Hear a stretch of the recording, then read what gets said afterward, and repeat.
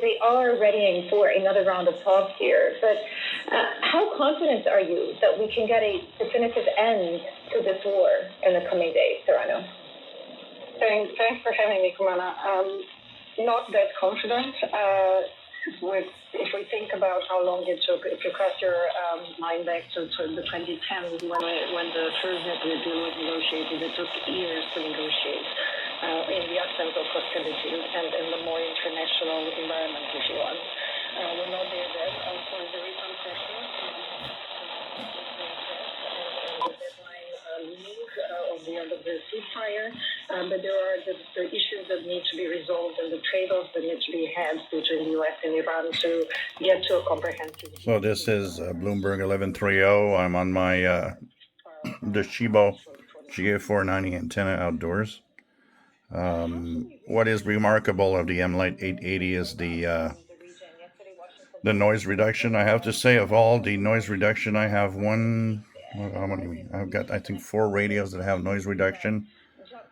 This one is probably the best of all, and that is commendable.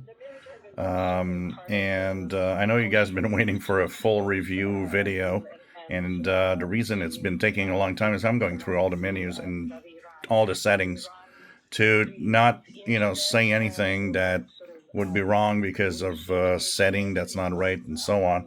I want to make sure it's all right. But now I'm getting pretty close to what I'm getting. A lot of what I'm testing out also is the AGC. There's three types of AGC settings. One improves the sensitivity of the receivers, for example, on telescopic, things like that. So I want to just make sure that I got it right before I talk about it. But it's coming, and it's probably going to be available within, not even days. I think I'm going to jot down everything tomorrow morning and post my full review of what I think of this receiver. It's a complex receiver, has a lot of settings. It's not for the faint of heart in technology, but it is fun to play with. It's a nice device, but it's not. Does it if I have to just put it very straight, is it like, oh wow, this is such an amazing radio, it beats everything else? Absolutely not. And actually, on telescopic, about everything else beats this radio. Just to show you, so if you want to use it in a portable environment, no.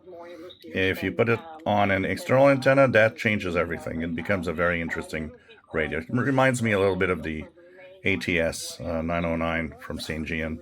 On telescopic, it's a little deaf, but once you put it on an external antenna, it's kind of pretty good.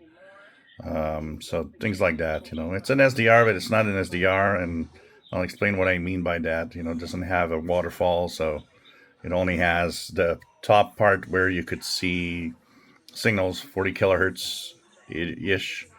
It's okay, but that it's more like a fancy frequency display more than anything else.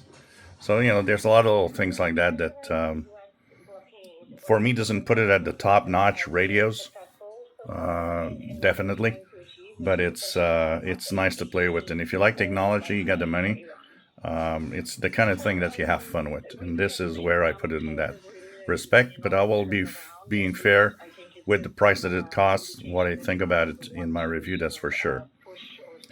So it's going to come up soon. So this is Bloomberg 1130 in New York, which is about 600 miles from Montreal, something like that.